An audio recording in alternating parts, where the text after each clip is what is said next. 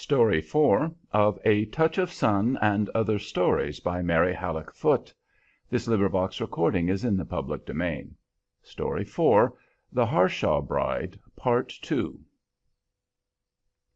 I went out to meet the real Harshaw, embarrassed with the guilty consciousness of having allowed my sympathies to go astray, for though in theory I totally disapprove of Cecil Harshaw, personally I defy anybody not to like him. I will except prejudiced persons, like his cousin, and the lady he is so bent on making, by hook or by crook, a Mrs. Harshaw. Mr. Harshaw the first, and last to arrive, has shaved his mustache quite recently, I should say, and the nakedness of his upper lip is not becoming. I wonder if she ever saw him with his mouth bare. I wonder if she would have accepted him if she had. He was so funny about his cousin, the promoter, so absolutely unconscious of his own asinine position. He argued very sensibly that if, after waiting 4 years for him, she couldn't wait one day longer, she must have changed in her feelings very decidedly, and that was a fact it behooved him to find out. Better now than later. I think he has found out. Possibly he was nicer 4 years ago. Men get terribly down at heel mentally, morally, and mannerly, poking off by themselves in these out-of-the-way places. But she has been seeing people and steadily making growth since she gave him her promise at 18. The promise itself has helped to develop her. It must have been a knot of perpetual doubt and self-questioning. No one need tell me that she really loves him. If she did, if she had, she could not take his treatment of her like this. Perhaps the family circumstances constrained her. They may have thought Harshaw had a fortune in the future of his ranch, with its river boundary of placer mines. English girls are obedient, and English mammas are practical, we read. She is practical, and she is beginning to look her situation in the face. "I shall want you to help me find some way to return that money," she said to me later, with an angry blush, "that money which Cecil Harshaw kindly advanced me for my journey. I shall hate every moment of my life till that debt is paid. But for the insult, I never can repay him, never." We are a large family at home, 4 girls besides me, and 3 boys. And boys are so expensive. I cannot ask mamma to help me. Indeed, I was hoping to help her. I should have gone for a governess if I had not been duped into coming over here. Would there be any one in this town, do you think, who might want a governess for her children? I have a few accomplishments, and though I've not been trained for a teacher, I am used to children, and they like me, when I want them to. I thought this a good idea for the future. It would take time to work it up, but for the present an inspiration came to me, on the strength of something Tom had said, that he wished I could draw or paint, because he could make an artist useful on this trip, he condescended to say, if he could lay his hand on one. All the photographs of the springs, it seems, have the disastrous effect of dwarfing their height and magnitude. There is a lagoon and a weedy island directly beneath them, and in the camera pictures taken from in front, the reeds and willows look gigantic in the foreground, and the springs, out of all proportion, insignificant. This would be fatal to our schemers' claims as to the volume of water they are supposed to furnish for an electrical power plant to supply the Silver City mines 100 miles away. Hence the demand of science for art, with her point of view. Just the thing for her, I thought. She can draw and watercolor, of course. All English girls do. And I flew and proposed it to Tom.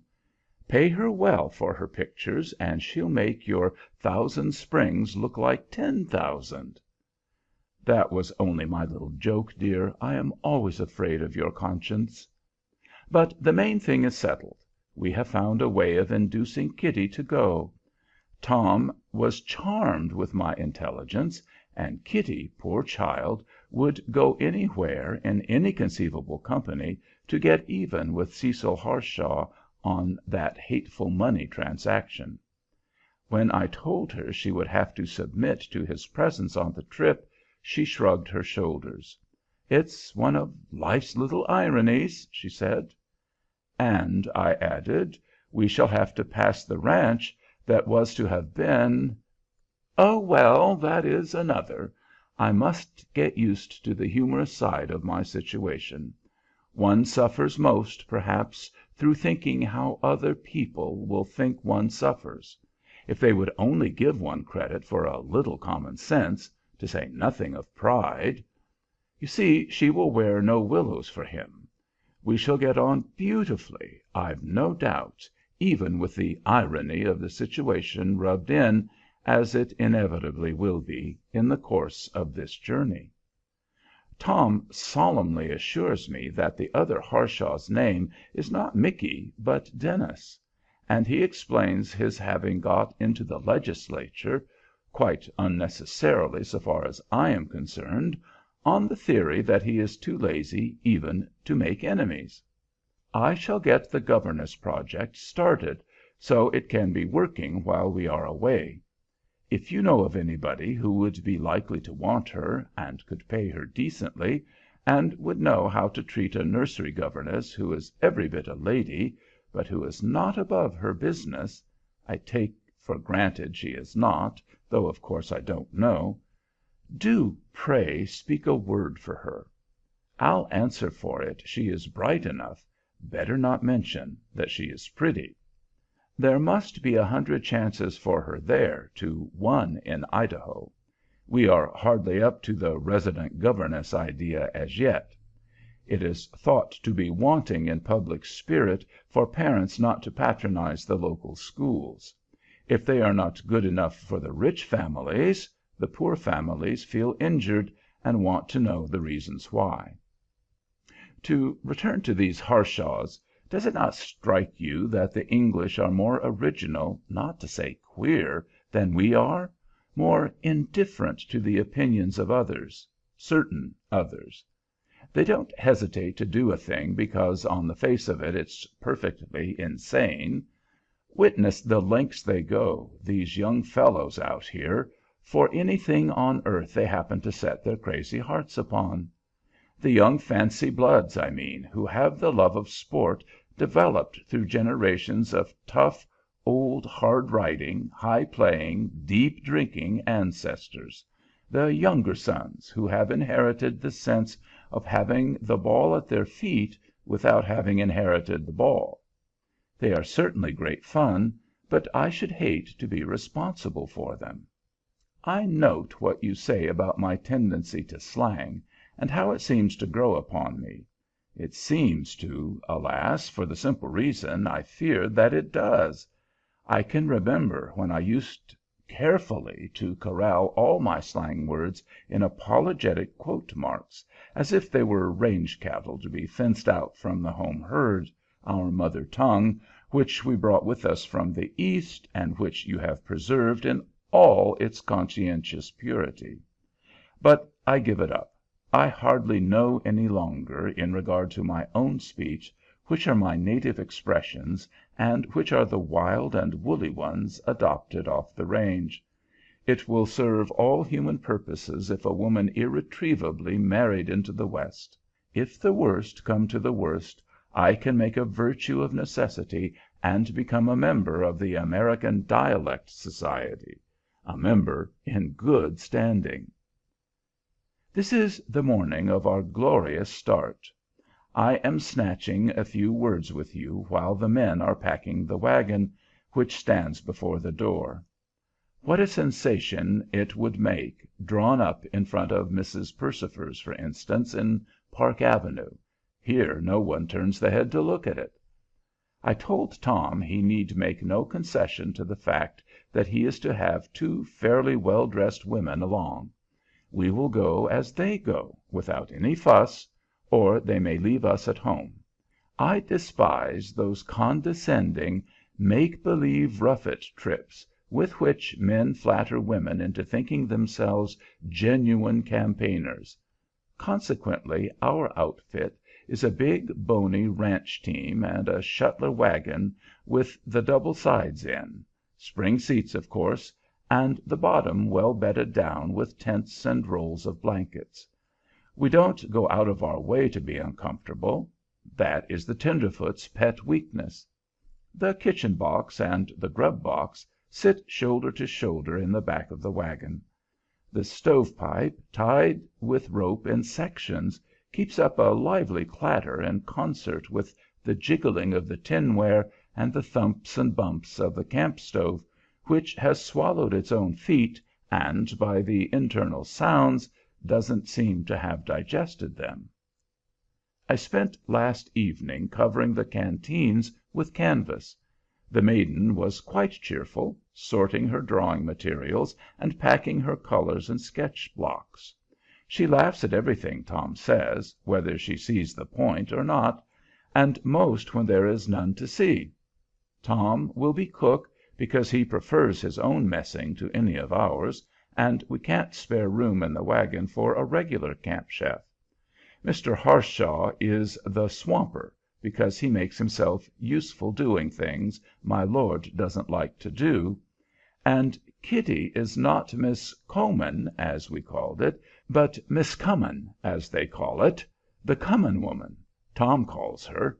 Mr. Billings, the teamster, completes our party. September. Never mind the date.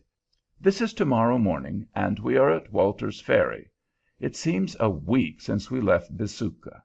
We started yesterday on the flank of a dust storm, and soon were with the main column, the wind pursuing us and hurling the sweepings of the road into the backs of our necks.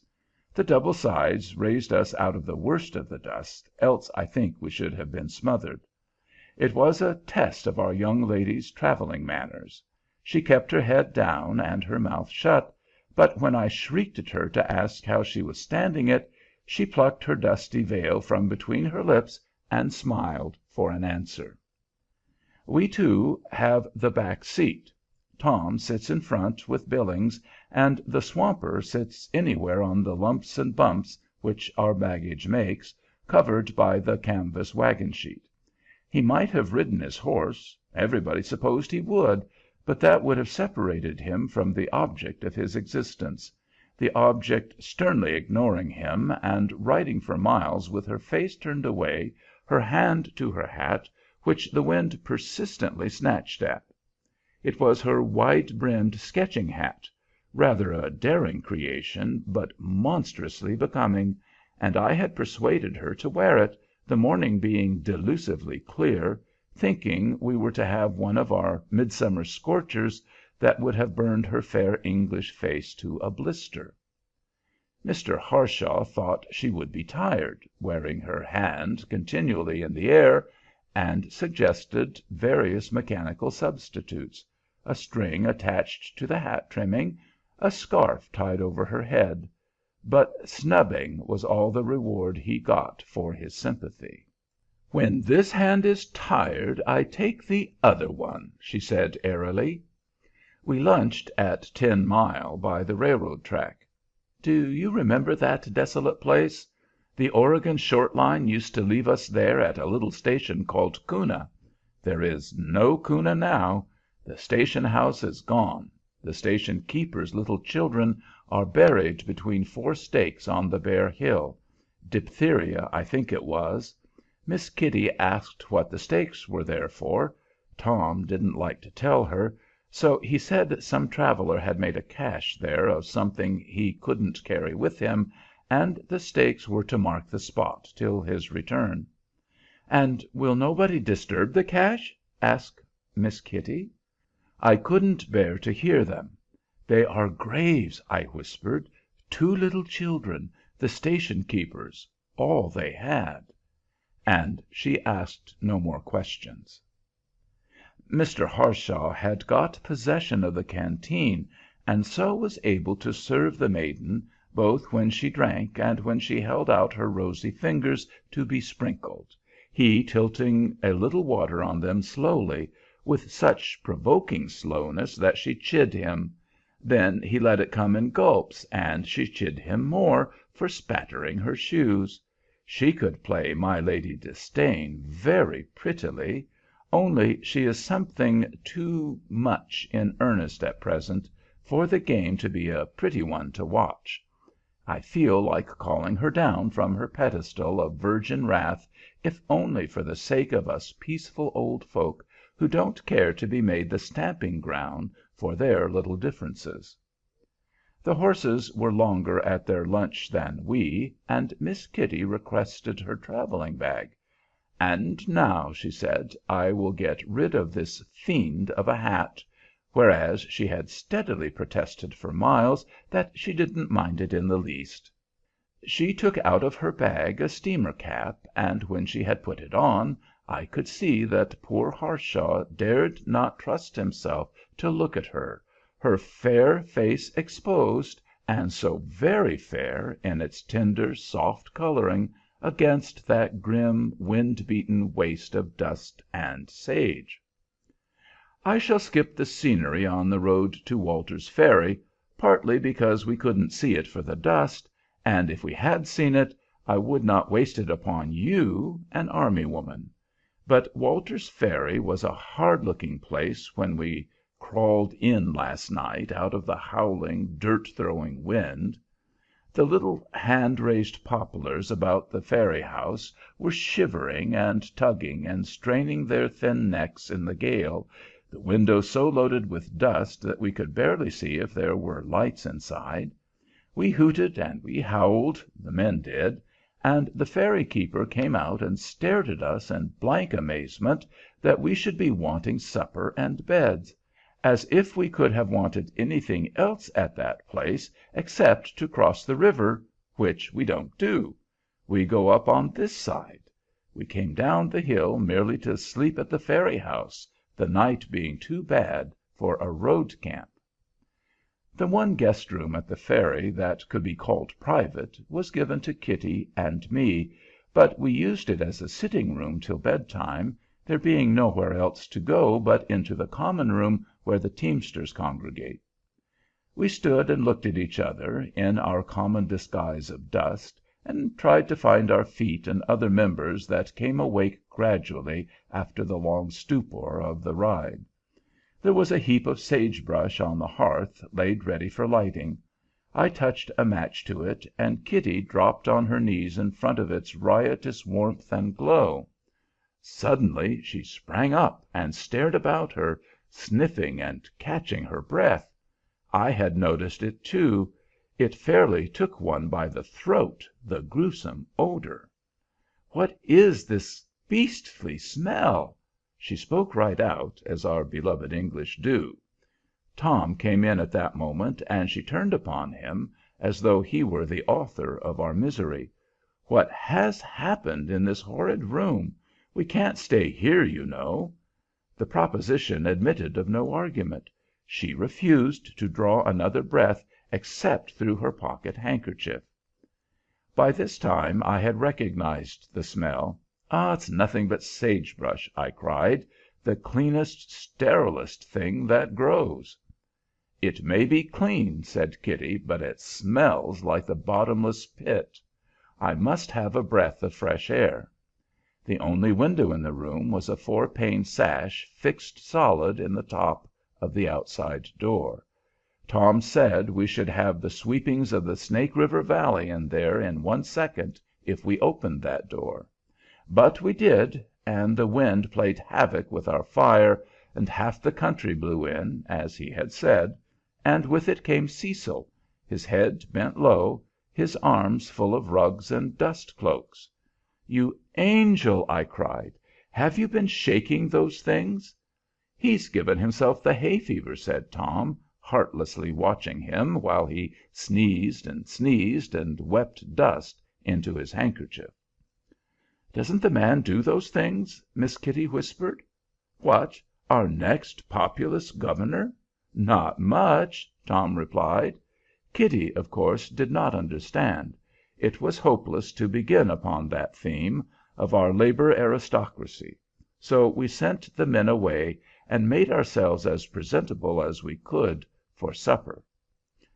I need not dwell upon it. It was the usual Walter's Ferry supper.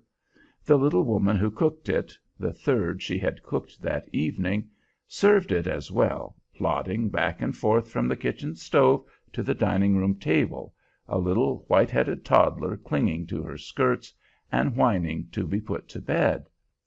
Out of regard for her look of general discouragement, we ate what we could of the food without yielding to the temptation to joke about it, which was a cross to Tom, at least. "Do you know how the farmers sow their seed in the Snake River Valley?"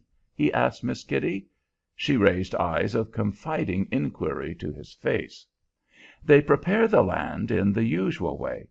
Then they go about 5 miles to the windward of the plowed field and let fly their seed. The wind does the rest.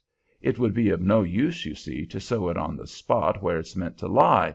They would have to go into the next county to look for their crop, topsoil and all." Now, whenever Tom makes a statement, Miss Kitty first looks at me to see how I am taking it. It is a fair, pale morning, as still as a picture, after last night's orgy of wind and dust. The maiden is making her first sketch on American soil, of the rope ferry, with the boat on this side.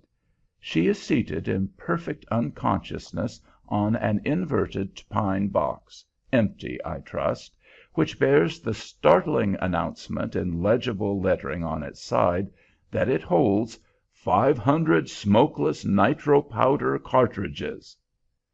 Now she looks up disgusted to see the boat swing off and slowly warp over to the other side.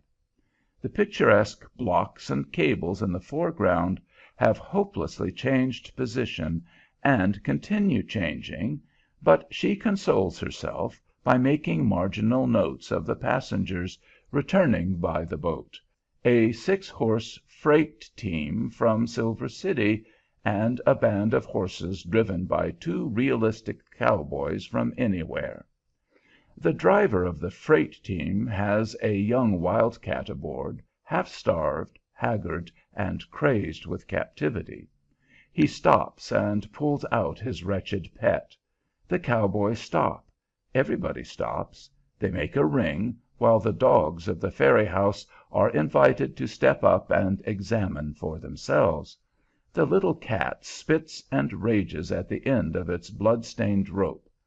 It is not a pretty show, and I am provoked with our men for not turning their backs upon it. Sunday at Broadlands. From Walter's Ferry, day before yesterday, we climbed back upon the main road, which crosses the plateau of the Snake, cutting off a great bend of the river, to see it again far below in the bottom of the Grand Cañon. The alkali growth is monotonous here, but there was a world of beauty and caprice in the forms of the seed pods dried upon their stalks. Most of these pretty little purses were empty. Their treasure went, like the savings of a maiden aunt, when the idle wind got hold of it. There is an almost humorous ingenuity in the pains nature has taken to secure the propagation of some of the meanest of her plant children. The most worthless little vagabond seeds have wings or fans to fly with, or self-acting bomb receptacles that burst and empty their contents, which nobody wants, upon the liberal air, or claws or prickers to catch on with to anything that goes, and once they have caught on, they are harder to get rid of than a Canadian quarter. "And do you call this a desert?" cried Miss Kitty. "Why, millions of creatures live here. Look at the footprints of all the little beasties. They must eat and drink." "That is the cheek of us humans," said Tom. "We call our forests solitudes because we have never shown up there before. Precious little we are missed. This desert subsisted its own population and asked no favors of irrigation till man came and overstocked it and upset its domestic economies. When the sheepmen and the cattlemen came with their foreign mouths to fill, the wild natives had to scatter and forage for food and trot back and forth to the river for drink. They have to travel miles now to one they went before, hence all these desert thoroughfares. And he showed us in the dust the track of a lizard, a kangaroo mouse, and a horned toad. We could see for ourselves Brer Jack Rabbit and Sis Gopher skipping away in the greasewood. The horses and cattle had their own broad-beaten roads converging from far away toward an occasional break in the cañon wall where the thirsty tracks went down. We plodded along, and having, with much deliberation, taken the wrong road, we found ourselves about nightfall at the bottom of the cañon, in a perfect cul-de-sac. The bluffs ahead of us crowded close to the river, stretching their rocky knees straight down into deep water, and making no lap at all for our wagon to go over. And now, with this sweet prospect before us, it came on steadily to rain. The men made camp in the slippery darkness, while we sat in the wagon, warm and dry, and thanked our stars there were still a few things left that men could do without our aid or competition. Presently a lantern flashed out, and spots of light shifted over them as they slaved, pounding tent pegs and scraping stones away from places where our blankets were to be spread, hacking and hewing among the wet willows and grappling with stovepipes and tent poles; and the harder they worked, the better their spirits seemed to be. "I wish some of the people who used to know Cecil Harshaw in England could see him now," said Kitty. "What did he do in England?" I asked. "He didn't hammer stovepipes and carry kitchen boxes and cut firewood, you know." "Don't you like to see men use their muscle?" I asked her. "Very few of them are reflective to any purpose at his age." "Why, how old or how young do you take him to be?" "I think you spoke of him as a boy, if I remember." "If I called him a boy, it was out of charity for his behavior. He's within 6 months of my own age." "And you don't call yourself a girl any longer?" I laughed. "It's always girls and men," she said. "If Cecil Harshaw is not a man now, he never will be." "I didn't know," I said, "what the point at issue was between us. I thought Cecil Harshaw was very much a man, as men go, and I saw nothing, frankly, so very far amiss with his behavior." "It's very kind of you, Mrs. Daly, to defend him, I am sure. I suppose he could do no less than propose to me after he had brought me out to marry a man who didn't appear to be quite ready, and if it had to be done, it was best to do it quickly." So that was what she had been threshing out between whiles. I might have tried to answer her, but now the little tent among the willows began to glow with fire and candlelight, and a dark shape loomed against it. It was Cecil Harshaw, bareheaded, with an umbrella, coming to escort us to supper. I never saw such a pair of roses as Kitty wore in her cheeks that night, nor the girl herself in such a gale. Tom gave me a triumphant glance across the table, as if to say, "See how the medicine works. It was either the beginning of the cure, or else it was a feverish reaction." I shall have to hurry over our little incidents: how the wagon couldn't go on by way of the shore, and had to flounder back over the rocks and crawl out of the cañon to the upper road; how Kitty and I set out vaingloriously to walk to Broadlands by the river trail, and Harshaw set out to walk with us; and how Kitty made it difficult for him to walk with both of us by staving on ahead with the step of a young Atlanta. I was so provoked with her that I let her take her pace, and I took mine. Fancy a woman of my age racing a girl of her build and constitution 7 miles to Broadlands! Poor Harshaw was cruelly torn between us, but he manfully stuck to his duty. He would not abandon the old lady even for the pleasure of running after the young one, though I absolved him many times and implored him to leave me to my fate. I take pride in recording his faithfulness, and I see now why I have always liked him. He wears well, particularly when things are most harassing. It certainly was hard upon him when I gave out completely, toiling through the sand, and sat down to rest on the doorstone of a placer miner's cabin closed and miner gone, and nowhere through the hot morning stillness could we catch a sound or a sight of the runaway. I could almost hear his heart beat, and his eyes and ears and all his keen young senses were on a stretch after that ridiculous girl. But he kept up a show of interest in my remarks, and paid every patient attention to my feeble wants, without an idea of how long it might be my pleasure to sit there. It was not long, however it may have seemed to him, before we heard wagon wheels booming down a little side cañon between the hills. The team had managed to drag the wagon up through a scrubby gulch that looked like no thoroughfare, but which opened into a very fair way out of our difficulties. When we had come within sight of Broadlands Ferry, all aboard except Kitty, and still not a sign nor a sound of her, our hearts began to soften toward that wilful girl. Tom requested Harshaw to jump out and see if he couldn't round up his countrywoman; but Harshaw rather haughtily resigned, in favor of a better man, he said. Then Tom stood up in the wagon and gave the camp yell, "Yip, yippee-yi-yip!"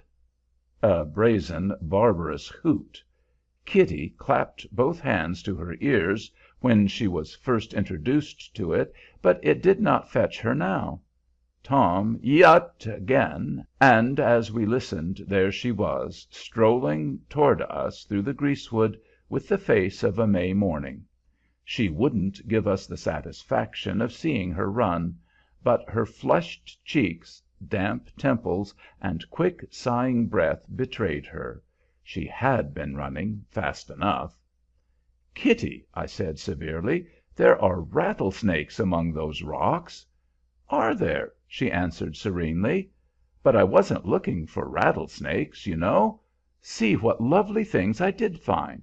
I've got the prospecting fever already."